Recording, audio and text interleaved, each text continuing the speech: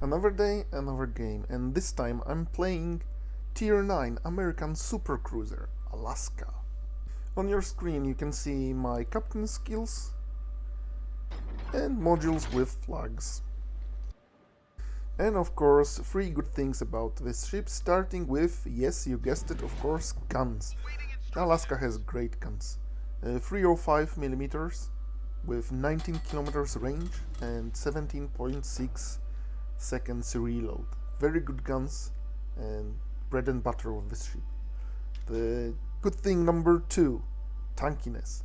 16,800 HP with good armor, especially tech armor with 36mm, makes you immune to plunging fires from battleships because there is no overmatch on 36mm.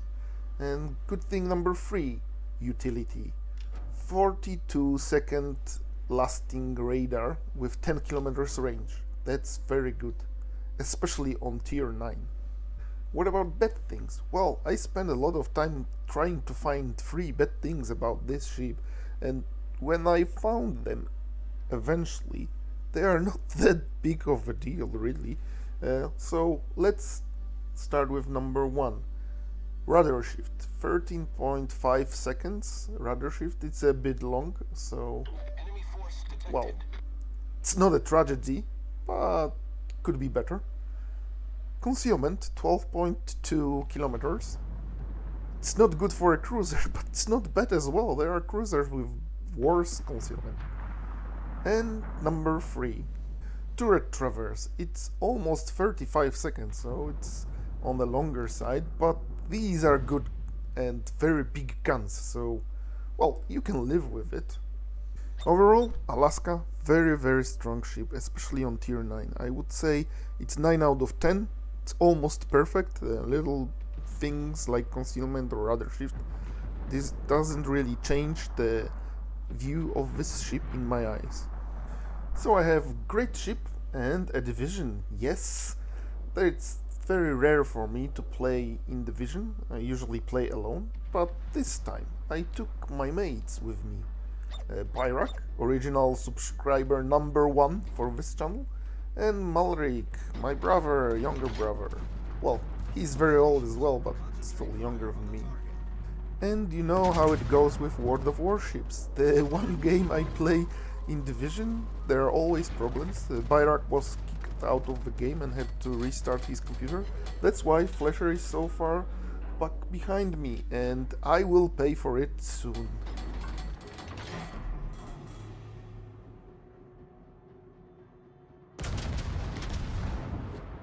Oh shit, that will be a problem. No! God, please, no! No! No! Yes, a very good start of the game for me. Well, I got what I deserve because I didn't wait for my DD to screen for me. Because this channel is directed to new players of World of Warships, I will try to smuggle in every video some pearls of wisdom for new players, beginners, and I will give you 2 advices in this situation. If you play divisions with your mates, doesn't matter if it's a 2-ship division or 3-ship division, try not to take the same classes of ships. I mean, don't go with 2 DDs or 2 BBs or 2 cruisers, because of the matchmaker.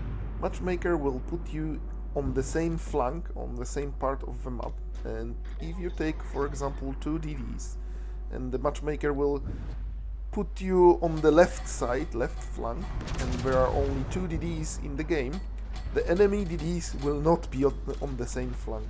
So the enemy will have spotting on left flank and right flank, and your team will have 2 DDs in the same spot.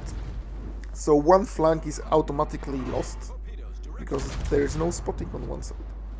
And the same is with BBs. You will be put in one side of the map on one part, and if it's not a middle, you'll have a problem with unbalanced sides. in the game, so that's not good for your win rate. And advice number 2, for example, this map, Two Brothers, if you see the video on YouTube where community contributors or YouTubers go in the middle, just don't follow their advice. This is not good strategy to go in the middle. Even if you have 3 strong ships or 2 strong ships, that will work only if you are a very good player and the enemy team is bad and there is no CVs, there is no submarines and stuff like this. There's a lot of factors that makes this play successful on YouTube, and it will not be the same for you. So if you follow the YouTuber's video strategy, you will die and lose.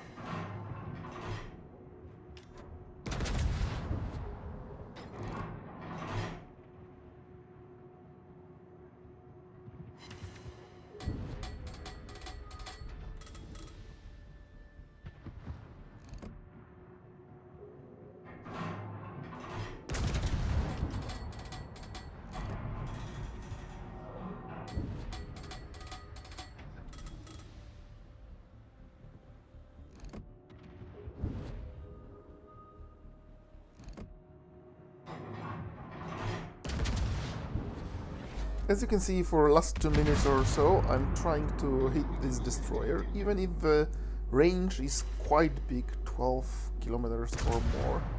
And this floaty American shells doesn't make it easier, but this is very important thing and not many new players follow it. If you see enemy destroyer, you shoot enemy destroyer. This is the most pivotal and impactful class in the game. So if you are able to get rid of enemy DDs, the game suddenly becomes way easier for everyone. And remember, after you kill the enemy DDs, there will be plenty of time, most of the time in most games, to do damage anyway. So if you see enemy DD, just shoot enemy DD. That's my advice for all new players. And it really doesn't matter if you are in a BB or a cruiser or in DD. The DDs, enemy DDs, are the priority target almost all the time. Quick look at the minimap, and as you can see, the game is not going very well for our team. We lost 2 ships and killed 2 ships, but we lost 2 battleships, so a lot of firepower. And we don't have cap control, and we are clogged in one part of the map. And like 2/3 of the map is in control of enemy. But there is no need to worry, at least not yet, because there's still plenty of time in this game.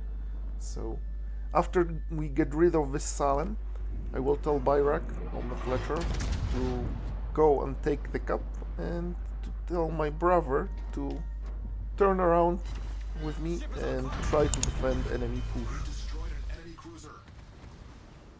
Problem solved, sir.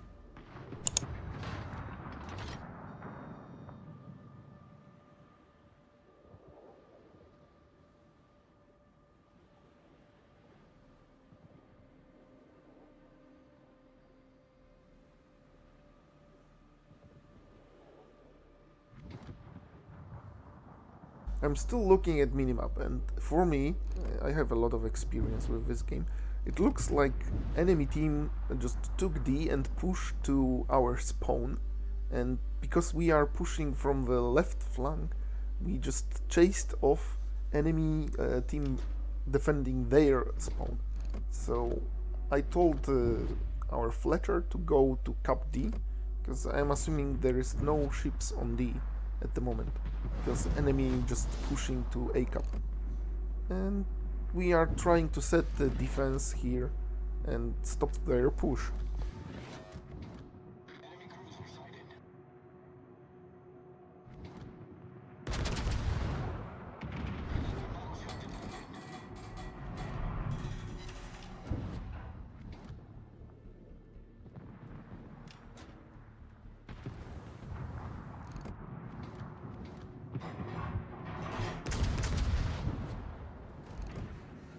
And at this moment I've got a great position alongside with this friendly Alaska. We are in the Cap, so there is no worry that we are losing this Cap. We've got San Diego behind the island that is forcing enemy DDs to go way around, so they cannot torp us unless they use this gap between the islands. And enemy ships are forced to go one by one, giving us broadside and getting focused fire. So this is a great defensive position. And I told my brother on Pommern to go in front of us and stop. But you know how it goes. The younger siblings, they never listen. They think they are better in everything and they know better. So he of course went too far, and you will see how it will end for him.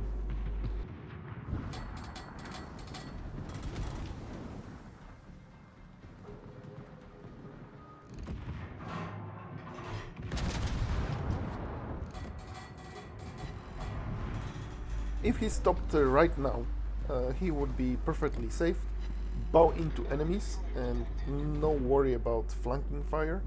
But he of course is in a Pommern. This is a new ship for him. He hasn't a lot of high tier ships, and he has torpedoes on Pommern. So as every single new player, if you have torpedoes you have to use them, and you need to sacrifice your ship to use them. So this is a not good play from him, but this is like a cautionary tale. People, if you play in division with a more experienced player, just listen to them. Really, I'm not telling him to stop because I don't like him or I want him to die. I want him to live and win with me. And now he's in a crossfire from whole enemy team, and he has no space to maneuver, so he just gives broadside and dies.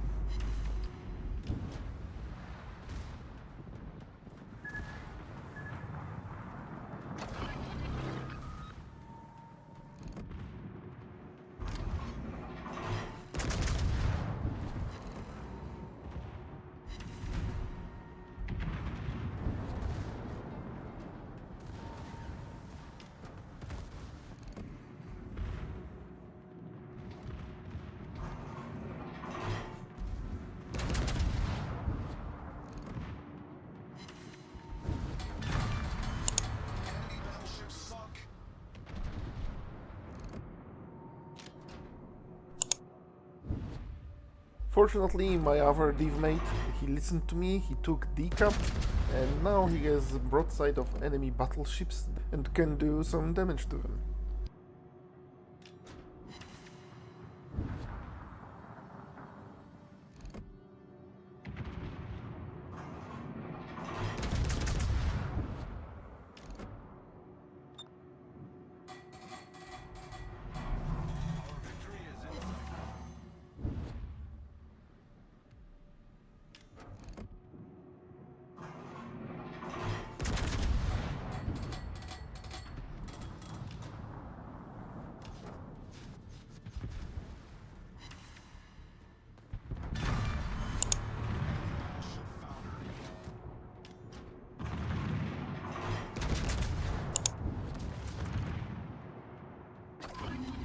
What a finish! 3 kills in a quick succession gives me Kraken and a few other achievements. Well, that was a great game. Don't forget to leave a like and comment down below, and of course subscribe. Thanks for watching, and see you in the next one.